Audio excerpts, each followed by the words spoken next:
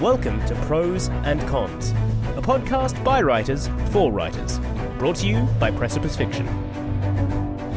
Precipice Fiction would like to acknowledge the people of the Eora and Durag nations as the original custodians and storytellers of the land this podcast was created on. Hello, this is Alex here. I'm just making a little pre-announcement before we do this episode. This one's a little bit different to the way we usually run it. Instead of having it with the whole group or a few of us, this is actually just me talking to horror writer Kealan Patrick Burke, who is actually hilarious and super lovely, as you're going to see as well. I'd just like to apologize in advance. The mic quality that I am displaying here is god-awful and just terribly echoey. That's down to me pulling the old rookie mistake of forgetting to change to the right mic, so apologies for that, but otherwise enjoy this fascinating interview with a very talented man. All right, we've got Kealan Patrick Burke here, esteemed horror author and winner of the Bram Stoker Award, which, if anyone doesn't know, is basically the Oscars of horror novels. So that's pretty amazing, and definitely want to talk about that. I realized, Kealan, when I first messaged you, well, not first because I actually did before, but I called you Patrick. Is that something that happens very often? People refer to you by your middle name, or? Yeah, but I don't mind that. I mean, when you have three names, it's about two too many. So whatever people call me is fine. I mean, I have been called everything under the sun. So Patrick is the least offensive of them. I can work with that. That's fair. I mean, they're all very Irish names as well. So it's yeah. Yeah, but hey, whatever. I guess as long as you're identifiable, that's sort of nice. Exactly. So yeah, look, I thought I'd address the elephant in the room first, and Turtle Boy, which I read just before. I listened to it on audiobook. It's actually free on Audible, I believe, if you've got a subscription. Yeah. Won the Bram Stoker, which is amazing. So how did that come about? How does one even get in the running for that? Honestly, I didn't know. When I wrote that, I had just joined the Horror Writers Association, and I didn't know what the process was either. But having not been a member for years now, it does appear to me, and I could be wrong, and I'm not saying it to be controversial, I don't know. But it does seem that you are in a better position to get that book in front of the membership if you're a member yourself. Sure. Because I remember at the time when the Turtle Boy was released, a bunch of people recommended it to the HWA, whatever the recommendations list. And from that, then you try to get everyone possible to read the book in the hopes that they'll vote for it. But I mean, the field is huge every year, so it's never a guarantee. Yeah. And honestly, yeah, exactly. And I was up against Stephen King's Lacey's story, the novelette version. That's a great book. Yeah, it is. It's actually one that I had difficulty getting through for the longest time. And then when I sat down and barreled my way through it, and it ended up being one of my favorites of his. Very underrated, I think. Yeah, sorry, I'm just a tangent a little bit. It's one of those that, as I was reading it, sometimes I was thinking, well, maybe this is going on a bit. But I think of all his stories, it might have stayed with me the most, just because there is so much to it. Yeah. Anyway, it's a great book. If you haven't read it, go out and read Lisa's story for sure. Well, I think that started out life as a novelette or a novella in a magazine first. That's what the Turtle Boy was up against, that and three or four other books. So I didn't bother going to the ceremony, and I didn't bother even checking the results. I said, I'm up against King. Why bother? Sure. Yeah. But then I got notified back in, and this will tell you how long ago it was, in AOL Instant Messenger. Wow. After I dialed it up. I think it was Lee Thomas, actually, the author, who just messaged me and said, congratulations. And he'll tell you, to this day, I said, for what? And he went, what? For winning the award. And I didn't know what to do with myself. Because this was back in 2004, 2005, maybe? Yeah, right. And literally my feet were still wet. And I had no idea what I was doing. But I think what it was about the Turtle Boy was long before nostalgia became as popular as it is now. Yeah. I kind of just wrote about a childhood American summer and people Mm. responded to it. So it's just, I think for me, a case of right place, right time.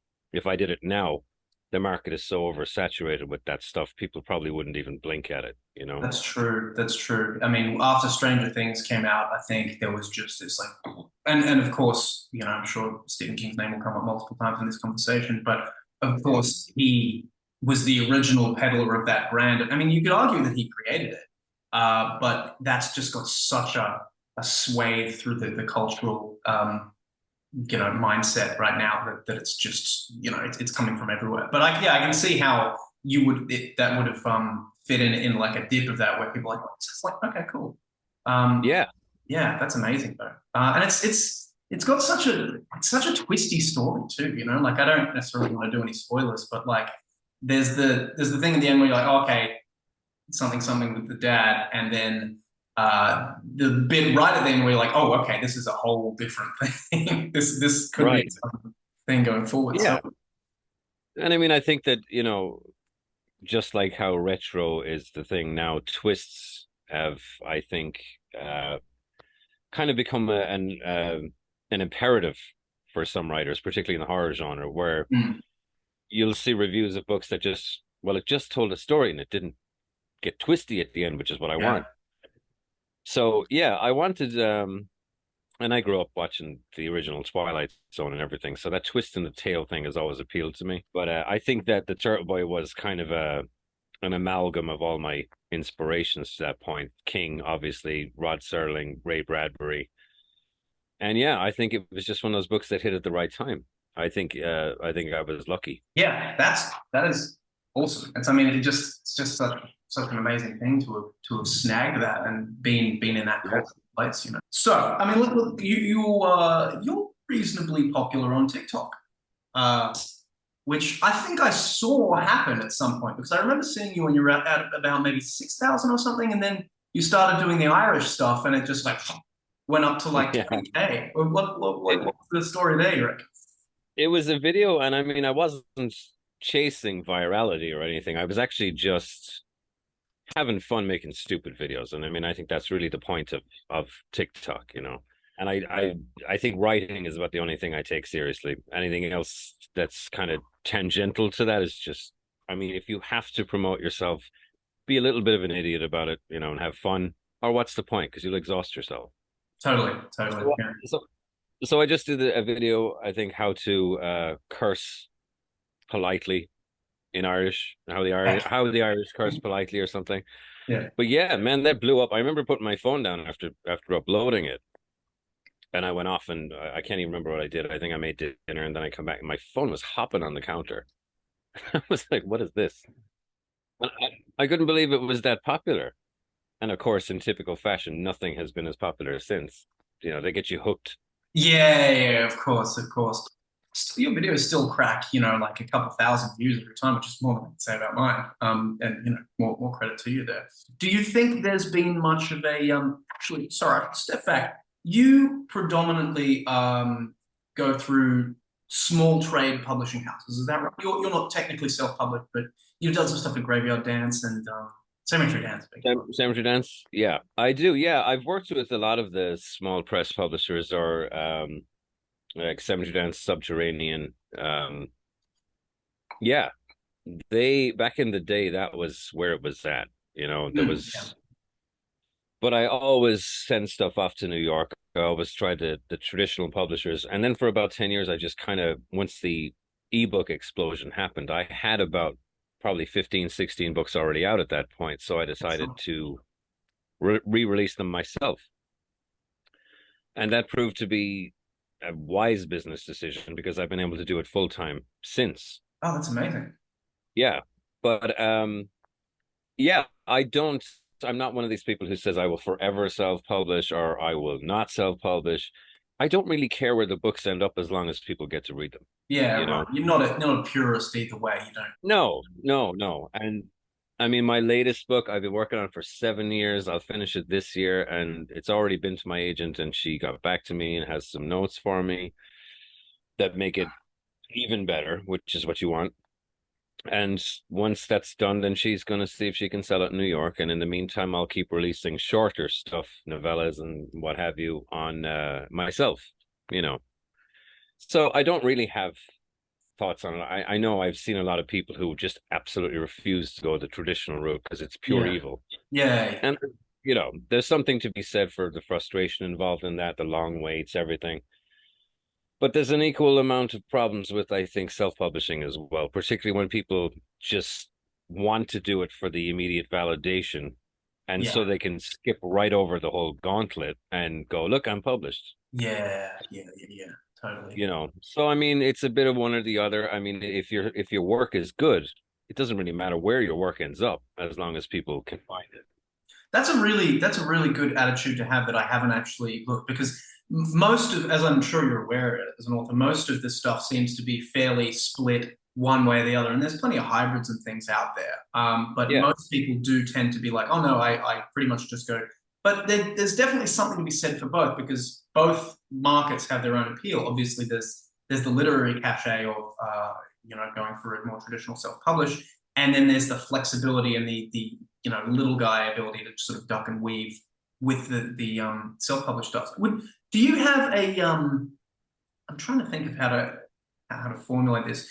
Do you have sort of like not a formula, but a way that you've been releasing things over the last couple of years that sort of combines two? I mean, is it sort of like you'll release 3 novellas or something and then a novel, or it's just sort of however it comes?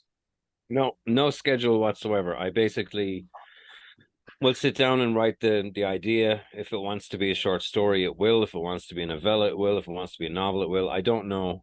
Sometimes I know based on the scale of the idea that it's going to be on the longer side. If it's a novel, I'll send it off to New York. If it's shorter than that, I will release it myself. Okay. So I don't really set out with any of these in mind. I just write and see what happens, and whatever comes as a result, then I decide where it goes. Yeah, that's cool. It's almost like the best of both worlds, isn't it? Because you can, obviously, like I said, you can release novellas and stuff. I mean, this is the situation I find myself in. I've released a series of short stories that I was just like, look, I just need to get something out there so that I can, just a notch that I can be like, look, I did it. I put out a book, and I think all authors have that. And I didn't think I was good enough necessarily to go straight for the traditionally published route. So I was like, look, I'll just put something out and put it on, essentially just put it up on TikTok and maybe do some ads and things for it.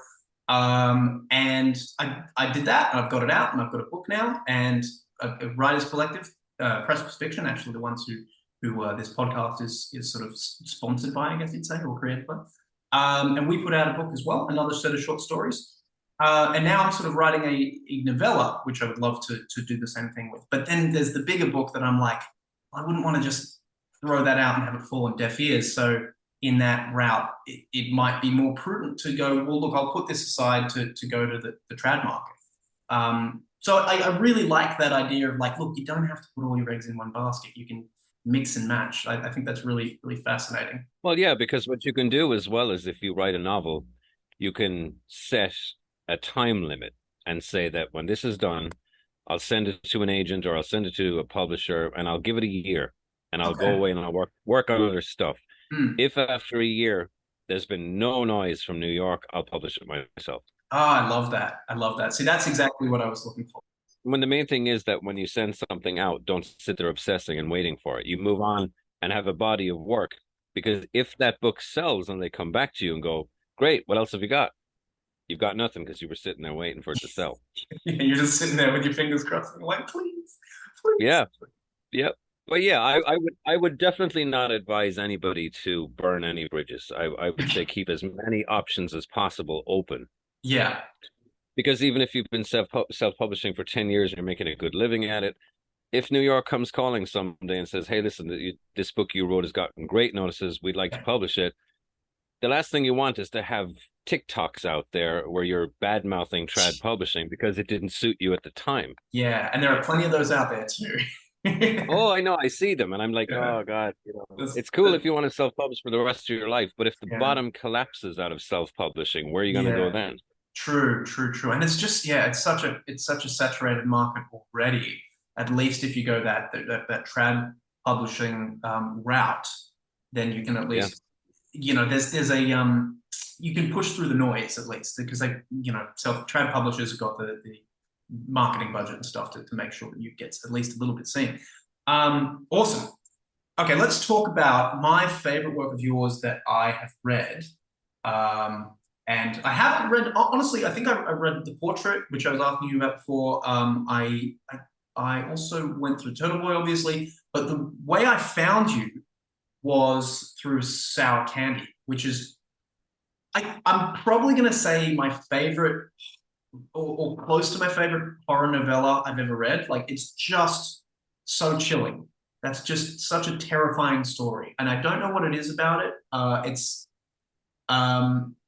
So I want to talk about the inception of that, and also how that sort of took off on TikTok, because I see it everywhere on TikTok all the time. So I don't know, where did that come from?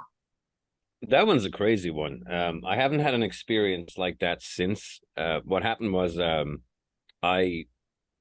first 10 pages or so actually happened. I went to the grocery store for candy for me and my girlfriend. Okay. And there was a kid screaming there. Yeah, right. And I'm used to kids screaming in grocery stores. Everybody is. But this kid, the decibels going on actually hurt my ears. Oh, wow. And I'm like, this, Jesus, and I look, and his mother looks like a zombie just looking at the candy. She's just gone. And I felt really bad then. I thought, oh, man, this mother has lost her mind because of this kid. Mm. And I felt bad for being judgmental about it. And as I'm walking out of the store afterwards, I thought, geez, I shouldn't have been that person that, shut your fucking kid up. I didn't say anything to her, but that's what I was thinking. Yeah. And then I thought, what would serve me right is if I got home and that kid was waiting for me and he went, "Hi, Daddy," and suddenly started changing my reality to fit him into it. And that creeped me the hell out. But it took me about a year for that to kind of connect in a way where I felt like I was ready to write it. Mm. And I wrote it over the course of about a week. Designed the cover for it, put it on Amazon. I love that cover. I love that cover. Yeah, and I posted about it on Twitter, and it immediately got the attention of Blumhouse. And they asked to read it, and I sent it to them. And then for about 3 years, we were trying to get it made as a movie, and all sorts of big-name directors were attached, scripts were written, but ultimately it never came to anything. But it has, since I wrote it, continued to be the book that sells the most for me, which is insane, because I think that was 2017, maybe. Mm. And it's a novella, too. It's a little book. Like, it's what? Like a novella, yeah. Like 15,000 words? Yeah, but I think it was like 21. But I think that people kind of underestimate the power of a good novella. Mm. Because, I'm looking at my bookshelves over here, and there's books that are that big. Yeah. And I'd love to read them, but I know that it'll take me half the year. I pick up a novella from Tim Levin, say, over there, and I can read it in one sitting. And I get the whole start, middle, end, just enough fleshing out of characters, just enough plot development, just enough action to suit me. Mm. It's not intimidating. It's a good lunchtime read. It's a good, I'm not in the mood for an epic tome, but I'll just knock out a few novellas. And I think there's an awful lot of power that can be distilled into something that short. I tend to agree. I think personally for horror, I think it might be the perfect form, because it's just like, if we're talking in the 20 to 30,000 word range, like I know my favorite, of course, it's funny, we've actually got a counter on here for how many times someone brings up Stephen King, and it's always me, because I'm just such a huge Stephen King fan. But like some of his stories, like just The Mist or Hellbound Heart as a novella. You could even argue Heart of Darkness. There's just something about that form that lends itself just to ratchet up the tension just to the point where you're like, even look, if you wanted to be like really sacrilegious about it, you could even argue that the epistolary section of Dracula is kind of a novella, and that's by far my favorite part of that book. There's just something about that form that is just so like, you get it all, it's just enough to keep you going, and you get enough characters and things.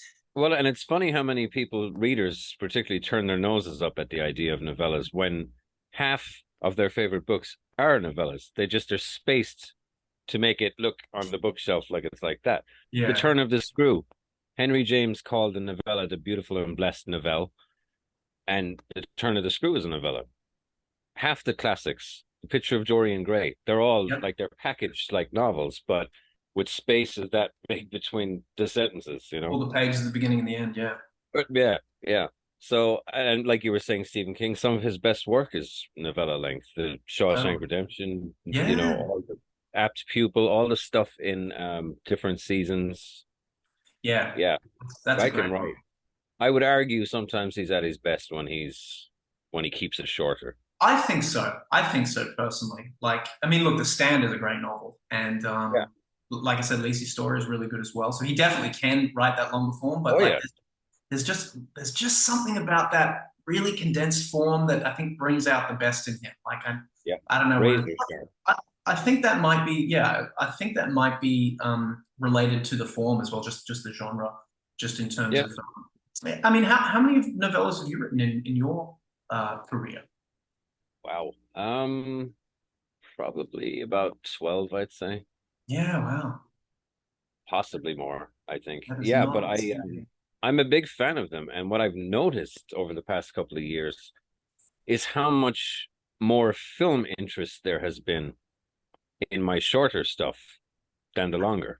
I can see how that would be, because when you think of like, there's that old cliche that like, oh, the movie wasn't as good as the book. And I think that's because you can't get as much of the book into a movie. Whereas with a novella, you can get most of it, you know, and a picture tells about. And it gives you an opportunity to expand it for the film too, you know, but you can put your own signature on it.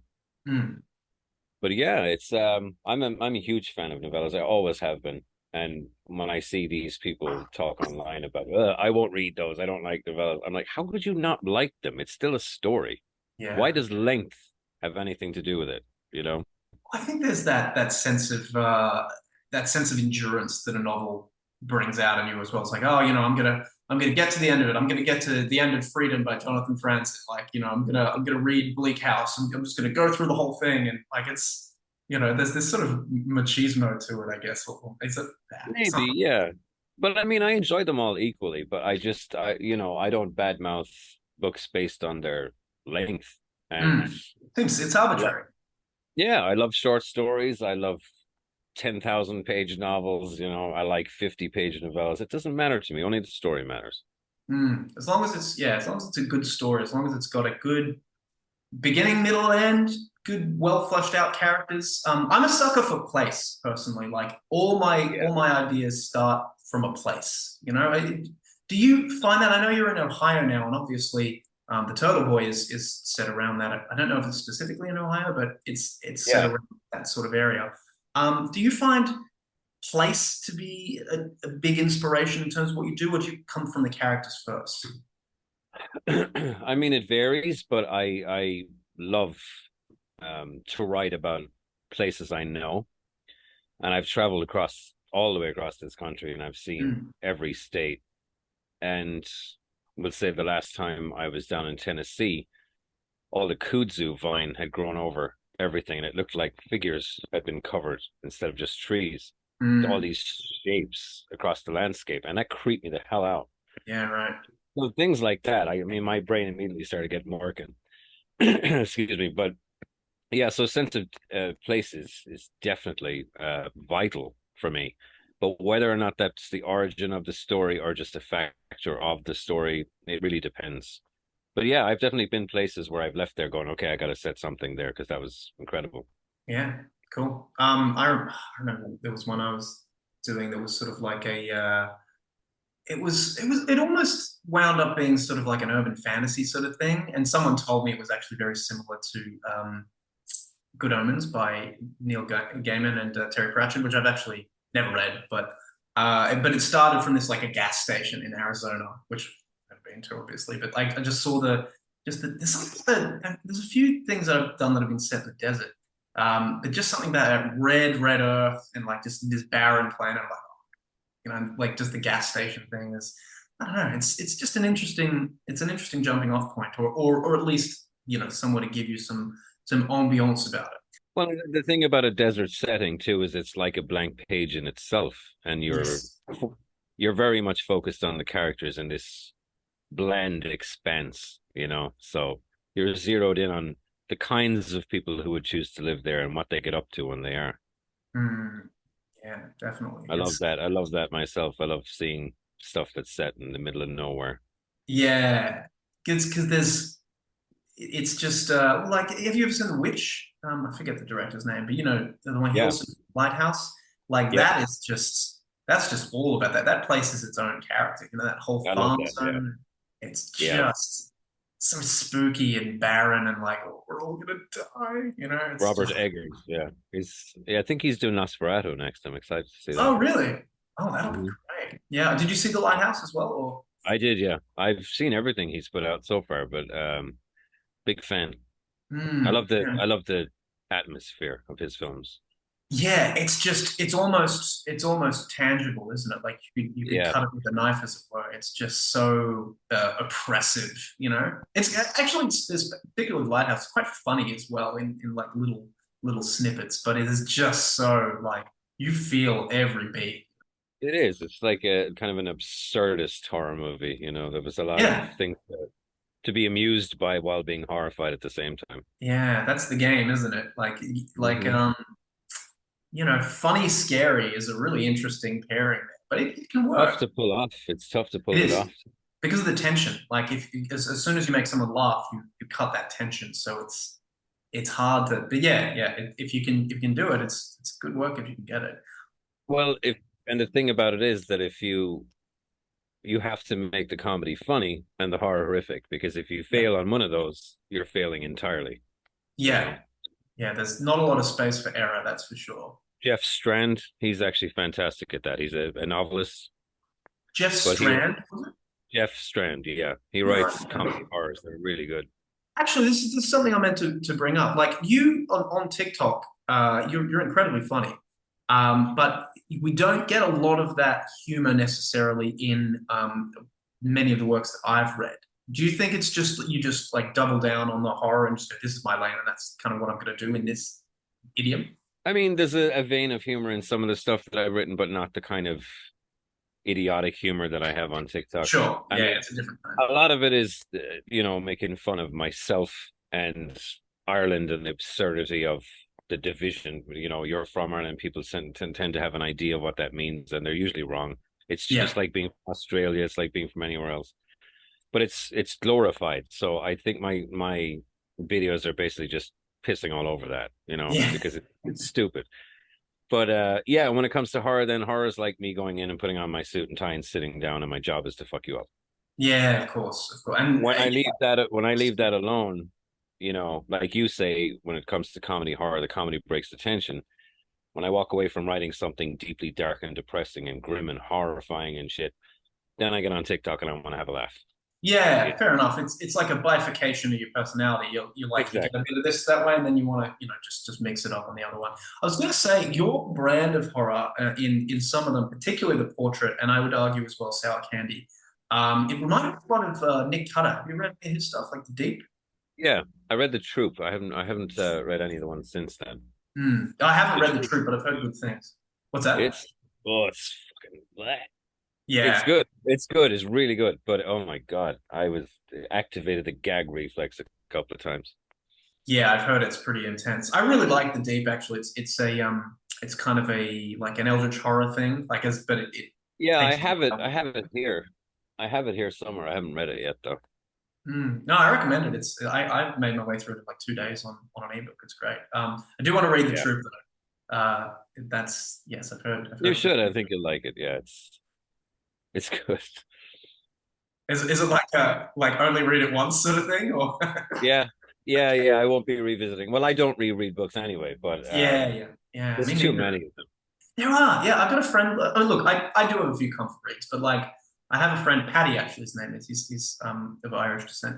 And he's like, I don't understand you guys. Like, I can't reread a book. There's too many of them. I like he went through Moby Dick and he's like, okay, I did it, but that's it. I'm not going back to Moby Dick. And it's like fair enough. There are a lot of books. I wouldn't say that I won't ever reread one because I have some favorites, but Yeah. I don't know. I mean, the way that my library here is divided is the shelf in the middle is everything I've written. On the right are books I haven't read yet, and on the left are books that I have that I don't want to get rid of. Yeah, of course. So that's the comfort reads. Here's the to be reads, and there's the ones I've written. So I don't Okay. know if I could neglect one to go revisit the other, you know. Yeah, fair enough. I guess you have to just play one against the other. That must be very very satisfying to see your shelf just expand. I mean, I've got two on the bookshelf so far, and I'm like, that's me. I did that one and some of that one. But I Yeah, imagine that's immensely satisfying. it is. And you know, I mean, it's a thrill that never gets old to get that box in the mail with copies of your book in it, you know. I mean, you know from having a collection out, it's it's like a dream come true. It's crazy. It's Yeah. just there's nothing quite like the first time you hold a book that you made in your hand. It's just it's this magical experience that you're like, I'm in culture now. Like I'm part of this greater thing. It's really wild. You actually can't really describe it unless you've felt it. But 100%, yeah. Yeah, and I love that. I love seeing authors on TikTok doing their unboxing of their first book, you know, when it arrives. Yeah. That thrills some people go, "Oh my God, wow, this is great." Other people are just awash in tears and they're inconsolable. It's like, and you can see that emotion. And I will say that like it never gets old, but it's nothing is like the first time. Yeah, yeah, yeah, yeah. It's You know, just it's just you're an absolute wreck. You know, yeah, it's look just what I crazy. did. Look, Mom! But, It's like that the thing you put up on the tree, yeah. And then of course you have yeah, the 20 copies of them that like you just hang around forever. you keep them because you think that you know these will be worth millions in a couple of Yeah. years time. Oh, totally. It's first pressing. Yeah. Absolutely. Yeah, yeah. It's Yep. without a doubt. Gold dust, and then a couple of years time, like they're moth eaten, they're yellow. It's like ah shit. All right. Well, if I go camping, I got some firewood. There you go. Yeah, or something to hold up the leg of the coffee table. Yeah, totally. And yeah, God knows I need those. I read on Wikipedia as I was doing my assiduous research, that there was a little thing. I think Mark Flanagan picked up the rights to Peepers. That was about 10 years ago. Did anything come of that, or it was in development hell, or? No, that had an interesting journey. Yeah, Mike Flanagan was on board, and Jeff Howard, the partnership that did Haunting of Hill House and everything. Mm, great And series. they left the project because the scripts didn't work for the producer at the time. M. Night Shyamalan came on board Oh, cool. after that. Yeah. And then Jordan Peele's Us came out, and M. Night Shyamalan decided that the doppelganger thing had been done, Okay. and he jumped ship. And then it was going to be a TV series, and I think that was about 2 years ago, and I haven't heard anything since. So it's safe Okay. to assume it did. Yeah. Yeah, fair enough. I mean, and that's what I hear from. Of course, I've never been in that position, but heard that it's just one of these things. Like, look, buddy, the development cycle of this is so out of your control that it's best just to, like obviously if you got made into a movie, that'd be great. But I used to get so excited, like back in the day. I think one of the first short stories that I had published with Cemetery Dance was picked up by Aaron Kruger, who wrote the Ring yeah, remake. And I got drunk off my ass and told everyone who would listen I was going to be friggin' famous. That was it. My career was made. yeah, Nothing happened, you yeah, know? yeah, So yeah. every time I get some movie interest and it comes to nothing, I get a little bit less enthusiastic. So at this point now, I swear to God, Steven Spielberg could call me up and go, "Hey, we want to make a movie of this," and I go, "Okay, yeah, whatever. Yeah, yeah. Thanks, Steve. Pay me, and shut up." That's the way I am now. You know? It's like I'll believe it when I'm sitting in the movie theater eating popcorn. Until then, don't get on my nerves. Yeah. But you do get a little, they do, like the publishing rights, you do get paid a little something, right? Yeah, to option it, just to have the permission to shop it around and try and Yeah. develop it. They usually pay you between about 1,500 to 2,500, maybe, That's just not for bad. permission. If it goes to a full option, like if they want to renew it, you can have a clause in there that says next time they got to give you 15,000. They want to do it 2 years later and they still won't give you back your rights, 30,000, and it can escalate and they can keep it forever if they want it, as long as they pay you. Yeah, right. I mean, And do they then like if the would do cameras that? camera starts rolling on something, then that's when you get the big money. Yeah, sure. Okay, yeah. And yeah, it seems like a very fraught process. It's like lightning. Yeah. I have another member of this collective has actually she's a film writer, and she's actually had something produced on Netflix, and she really had to drive that process herself. Like she just had to take the ball to the goal, like because it just seems like it's such a fraught process and such a random, like you said, an act of like lightning. Well, so many things can go wrong is the problem. Yeah. I mean, the process for me has always been a producer will read something of mine, loves it, can see the potential for it to be a movie, buys the rights for it or options it, talks to all these other filmmakers, gets other people on board, gets financing, gets a script, and the script sucks. So they get another script. That's not great either. So they get a third script. That didn't really work. And then they just give up on it. They lose all interest. Yeah. So, okay. and this whole process could be 5 years long. Yeah.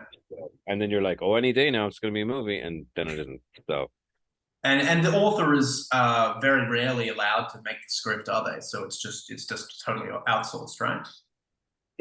I'll tell you, it's funny because it's usually the first thing people ask me, producers. They say, and would you be interested in writing the script? And for the longest time, I had no experience with that. So I would always say, no, I don't, But as it happens, I'm actually currently writing a script that I was hired to do for a producer. That's nothing based on mine. It's a different thing. Sure. But the script for Blanky, I've read that and it's phenomenal. But I had some input on that because they asked. And I think that the best projects come out of people who are willing to be more collaborative. I don't insist upon having anything to do with it, but when I'm asked, I'm delighted to contribute, Absolutely. So, yeah, but I mean, there's never any guarantees. No matter how far along on the project, you could have actors cast. You could have the crew there waiting to turn the camera on, and the whole thing could go to shit. It's, it's best not to get the hopes up. Yeah, totally. Best not to dwell on it too much, I guess. Still, good to know. I guess good to know for budding authors. What about the whole traditional route? Because I don't actually know a lot about this because I haven't done many forays into it. Like, could you maybe give us like a start to publish? Like, where does it sort of start? Where do you sort of come from to start going through that route? The traditionally published sort of route. I mean, it all kind of comes down to getting an agent. And while a lot of people just send 50 queries out to every agent on the planet, the best thing to do is to find the agent who's publishing writers that you identify with, who are publishing the kind of stuff that you like. If you have to describe your own work by comparing it to somebody else, somebody you look up to, who is that person and who is their agent? And go after that agent. Okay. And cite that author that you're influenced by or that you look up to or whatever. And it comes down to how well you can sell yourself, because a lot of new writers have no confidence, and it comes across in their letters like, I don't believe my work, so you probably shouldn't either. And, and the worst is the other side of it, where you're too arrogant and you're like, I am friggin' brilliant, and you are never going to read it with another writers as good as I am. And if you don't publish me, I will hunt you down and kill your dog. You have to be humble, but you also have to be aware of the fact that you are in a unique position to sell what it is that you are good at. Okay. To highlight your strengths and your appeal as a writer to the audience that's out there, and the agent is the person who can bridge that gap for you.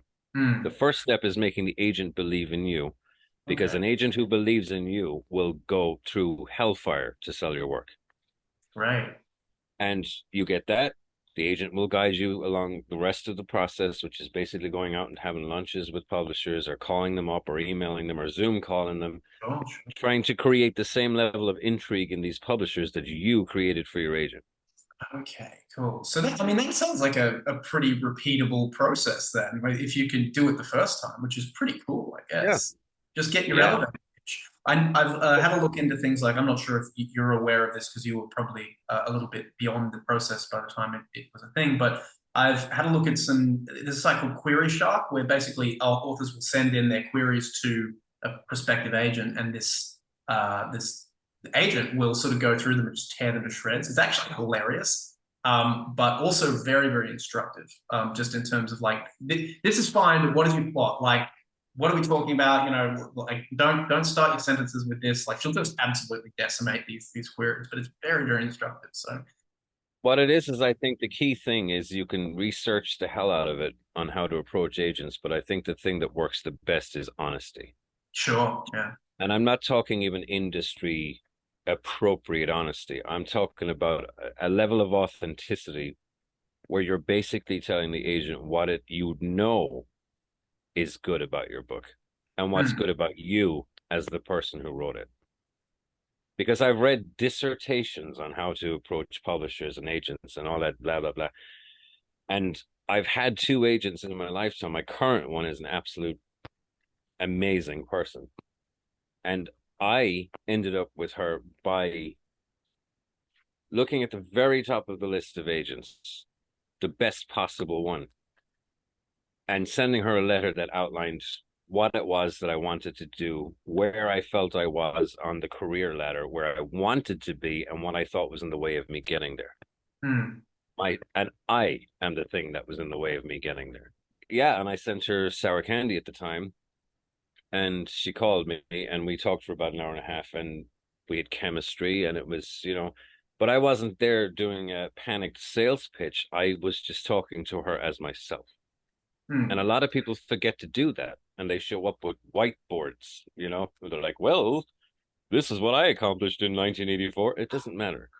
Sure. Obviously, your credits were important when it comes time to sell it to somebody else, but your agent needs to know who you are, what kind of writer you are, and what kind of person you are.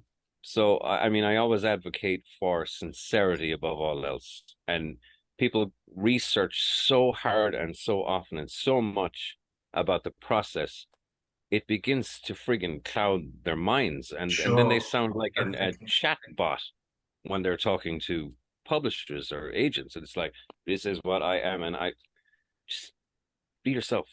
No, that's wise words. That's very wise words. I know you're a cover designer as well, and as I said, I'm a huge fan of the sour candy cover design, and I really like Kim as well. That's a nice one too. Was that something you did initially? You were just like, I'm just going to make the covers to my own books? Because you're a photographer, aren't you? Yeah, photographer. It's like I know how to hold a camera and point it at things that look pretty. That's it. But back when we were talking about the whole digital revolution, when that first started, I, of course, had a bunch of backlist titles where the rights had come back to me on them. So I thought, well, Jesus, this is just sitting there. I should put these up on Kindle. And then I did some research into how much to pay cover artists, and I was stone broke at the time. And I thought, there's no way I'm going to be able to pay these people what they're worth. Right. Yeah. So instead, I did like about a year-long crash course and taught myself Photoshop, the ins and outs of it, and used my own photography at the beginning and put nice titles on it, figured out the right way to do it, and just put them up there. And after a couple of those went up, a bunch of people started asking me, who's your cover designer? Who did them? I said, well, I do. And that started a ball rolling where people started asking me to do theirs. And that was, geez, I don't know when that was, nearly 10 years ago now. Yeah, right. And that's how Elul started, huh? That's right. And I think I've done 600 covers today. Did you say 600? Holy shit. Yeah. Wow. Okay. Wow. Yeah, because they are very distinctive designs. I mean, you can see a lot of that classic horror tropes from them, but they do have a certain je ne sais quoi, I guess you'd say. Yeah, they're very, very distinct. I mean, when I saw that, like that, it sounds weird, but that particular shade of red on the sour candy cover, I was like, I gotta read that. I gotta read that fucking. And then the steer's skull as well. It's just. Well, I'll tell you the thing is, and I create covers for people that I would walk into a store and buy the book Yeah. based on the cover without knowing anything about it. And the two biggest deals that I've had movie-wise both came about for the same reason. One was Sour Candy because it just passed on somebody's Twitter feed Yeah. who worked at Blumhouse and went, "What the hell is this? I must read it." Mm. And during the pandemic, a director was browsing Apple Books and came across the cover for Blanky, which is black with, it looks like a chalk drawing of a baby's carriage. Scrolling through Apple Books, saw that and went, "I don't care what this is, I've got to read it." Mm. And then we ended up working together after that. And that's what I want everybody to experience. I want to design covers for people that catch the attention of all the right people for them, and increase the profile of those projects by virtue of just how attractive they look from the outside. Yeah, it's such a powerful technique, the cover design, along with the blurb, which is also hyper underrated. But I'd argue maybe the cover is the most important thing, because it's just wherever you are, whatever you're doing, however small that pixelation image is, like you're gonna see it, even if Well, it's black and white. it's the worm on the hook, and after that, then it's the author's job to reel you into the boat. Yeah. I mean, I actually reached out to you. I think that's our first interaction. I don't know if you recall, but I was like, "Hey, I'm doing this thing. I'm trying to get a grant. Can you give me a link?" I do, yeah. Yeah. Which I'll still go for, by the way. The Faces in the Slag Heap. I will hit you up about that. I'm all around. Yeah. No, it's just such an important thing just to have that cover there, and have something that people go, "Oh." Well, Cool. and it can't look like everybody else's covers either, because that's not something that's going to appeal to you. You have to be like, the bold and bright colors or the distinctive design is the thing that stands out in a shelf of other books. So that's what you want. And I guess it has to resonate with the tone of your book as well. So if you've got one thing that, even if it's like beautifully designed and stuff, and it's just, oh well, there's a man with a silhouette in the background, just like that. And it's like a thriller cover, and you're like, I would never read a book like that. It doesn't really make sense to fit yourself into that mold, I think, and that's definitely something that is encouraged in writer circles, I think. Right. Yeah.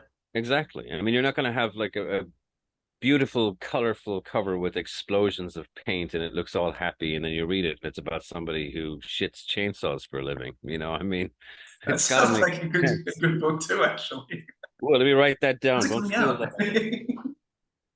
Let me see. Hang on. It sounds like a Stephen Graham Jones book, actually.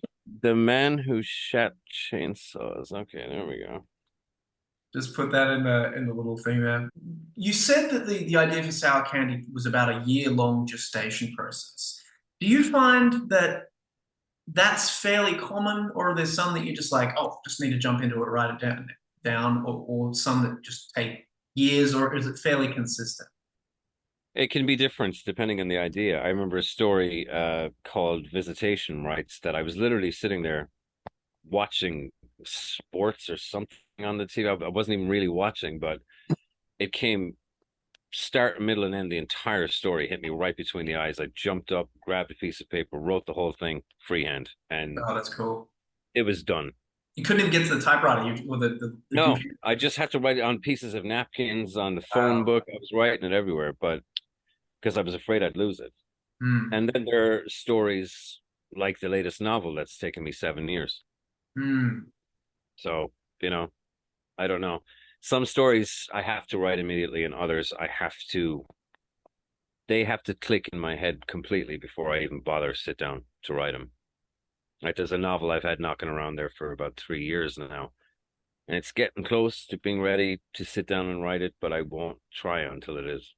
And do you just complete one project at a time? Like, you'll have to get through your 7-year novel before you do something else? I mean ideally. That's tough. Ideally, but I've got a couple of things now that are all coming up to deadlines that have to be tackled at the same time, or juggle them all. I don't like doing it that way. I like to put all my energy into one thing at a time.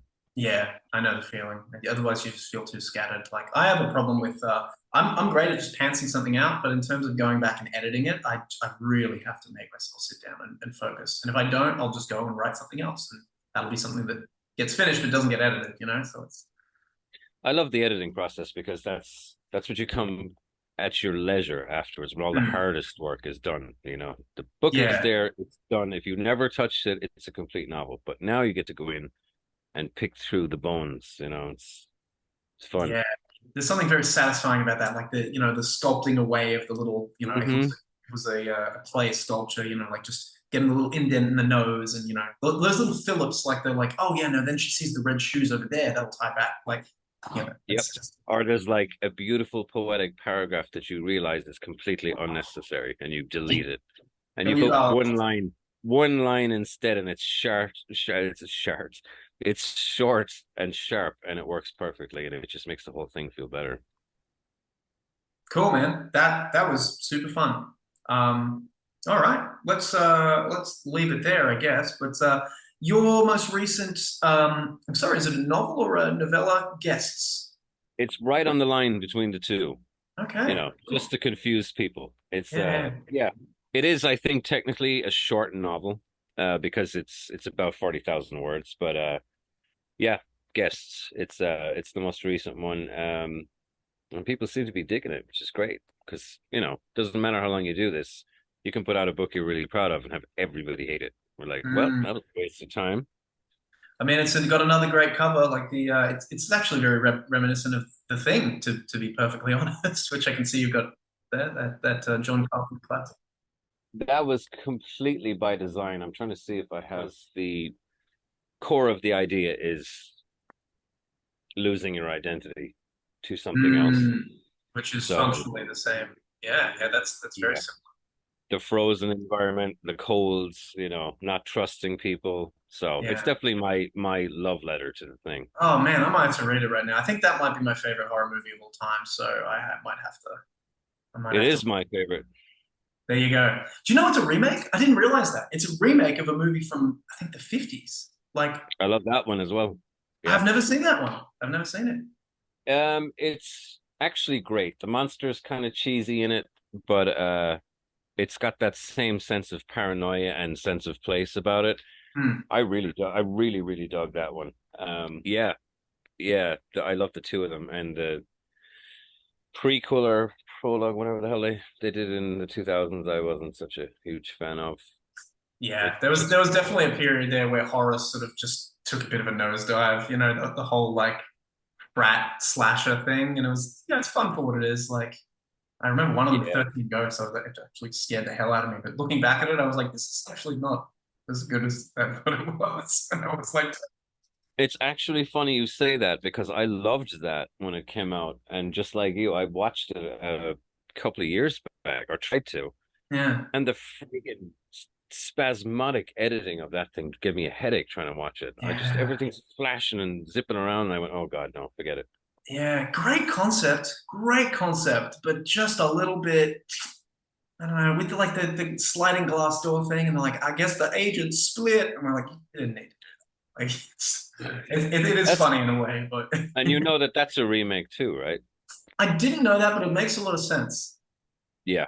What's the original?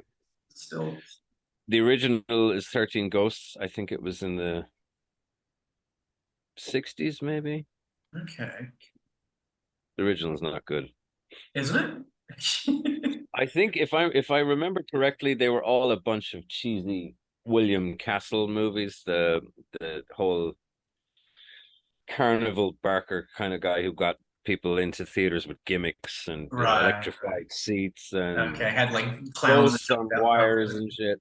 Which is fun. I love that shit. But the movies themselves weren't always The Tingler and The Blob. They weren't always fantastic. The Blob. I do love The Blob though. Like The Blob. I love the remake. I love the remake of The Blob. It's fantastic. I actually haven't seen the remake. I saw the original like a while ago, and it's just they literally are like, and then they froze it and flew it away to space, and everyone was like, it's just like, okay, you can see that the reel was like wrapping up. And they're like, okay, we gotta end this. Yeah, we gotta do something. But yeah, the remake is fantastic of that. It's actually scary. Yeah, I want to watch that actually, because I have heard good things about it. That was like from the 90s, right? Yeah, and it's got some killer special effects in it. Nice. That's what I miss about the 80s, you know. The And practical I think effects were great in the 80s. it was how all these special effects guys seem to be in competition to try and one up each other with their movies. And Yeah. it resulted in some of the most ingenious creations. Yeah, it was a fun time for movies. That's why we're constantly all trying to write and, you know, the movies are trying to recapture all that stuff now. Yeah, there's definitely a renaissance. There's definitely a renaissance. There's like a little bit more, I think a little bit more, I don't want to say sentimentality, but maybe a little bit more warmth to the newer era of movies. Like, you know, you've got the Haunting of Hill House stuff, which is, I just love all of Mark Flanagan's work. It's just, yeah, There he's is, but I think there's no shortage of cruelty either. I mean, you have things true. like Hereditary, which if you can walk out of that without wanting to just throw yourself in front of a truck, I mean, I do like this era of depression horror Yeah. that's kind of playing on all our anxieties. Yeah, just that there is something deeply satisfying about that horror that just doesn't give you an out and it's just like, no, no, everyone dies, or everything's terrible, or You're like all bollocks. Yep, that's it. Game yeah. over. Like the end of it's actually not a great book, I think, but the end of it is amazing. Revival by Stephen King. Like should have been a novella. Fantastic ending. I don't really like the rest of it. The ending was amazing. I I would thought. actually completely disagree with you there. Really? I think everything but the ending was great. I have heard that. That is the common take. Yeah. I really thought that was one of his better books in years until I got to the and I won't spoil it for anyone, but that no, didn't work. Didn't work for me. Yeah. There was definitely a mismatch, that's for sure. Like for something just didn't quite hit, but I don't know. I think that was when I was really getting into my Lovecraftian like Eldritch horror phase. So I think that just ate that up. Yeah. But And I mean I've always been into that stuff, but I don't oh, I can know. tell from Sour Candy. That's just like pure. Yeah. Yeah. Yeah, and I was so disappointed with the revival because man, I dug the story, but I thought by the time it got to the end of it, it just felt kind of ham-fisted, you know, like clunky. Yeah. Yeah. There But was a lot. he's done that more than once, you know. He can write a 1,000-page novel, and the last 20 pages are a giant puddle of suck, and you're like, come on. I mean, I mean, Space Turtles. I don't know, man. I know, I love it. I love it. But and honestly, I'm not as big a poo if that's a word, of Stephen King's endings as a lot of people, but you can tell the man writes as he goes, and that's fine. But me yeah. neither. I mean, and honestly, just most of his books for me are a good time regardless. You know, Yeah, even that's if he true. flubs the ending a little bit sometimes, the journey was worth it, you know. But yeah, I've always enjoyed his stuff, and I mean, probably wouldn't be writing without his earliest stuff either. So I owe him a debt for that. But yeah. But honestly, these days I have very little tolerance for flubbed endings, which is ironic considering I have a tendency to flub them myself. Hard. It's hard to stick a landing, man. I It struggle is. with it. I just always have to rewrite them because I'm like, no, I just like you know how as you're getting through a book and you get to the midpoint, there's always the like, oh no, what am I doing bit. But I feel like as I write the ending, that just gets worse and worse and worse. I'm just always like, oh god. Well, for me, it's I work, you know, it's so long the process that when Yeah, I can actually see daylight at the end, yeah, kind of blah, blah, blah, and it's all this build up and then 5 pages and it's over. And I'm like, oh, thank God I'm finished. I wrote a book, y'all. Bye. yeah. It's up, it's ready You to know, go. that's it. I don't care if you like it. I need to be done with this fucking Yeah, thing. Take yeah. it. It's not mine anymore. It's yours now. You can keep it. Like, I You don't want to. fix it. Yeah. Yeah, yeah, exactly. Yeah, that's well. You can send it off to your agent and like you know to get the There you go. publicist. Yeah. Yeah. Please fix That's this thing. cool. I don't want to write it anymore. That's pretty cool. Oh, nice. All right, I think we should call it there. All But right. Keelan, this has been fantastic. I've honestly learned so much, like just about the trad stuff. That's amazing. Um, Well, I would caution you and your viewers and listeners to remember that all advice is just that, and it's based on an individual's experience. Take it with a grain of salt. If you can find any use whatsoever out of it, that's fantastic. If you don't worry about it. Go your own way. It's all good. I am as flawed and fallible as everybody else, so just that's all I'll say. Well, flawed and fallible with maybe another 20 or 30 years experience, so I'll take that. Jeez, now I just feel old. Thanks. That's me, actually. That's me in real life. I've just been hired as an actor to pretend I'm not dead. You've just got an animatronic, like 80s it, special effects guy just propping you up there. Yep. Like, and you're just like, oh, God. Mhm. All right. Cool, man. This has been fantastic. Well, I will talk to you soon. All right. Sounds good. Thanks for having me on. No worries. Alright guys, that was Kealan Patrick Burke. I hope you enjoyed that interview as much as I did. What a legend. What a hilarious guy. Yeah, just as usual, a little reminder, please review and rate this podcast on Apple and Spotify if you can. Really helps us get discovered and helps other people, listen to us and see what we're about. You're listening to Pros and Cons, the Precipice Fiction podcast.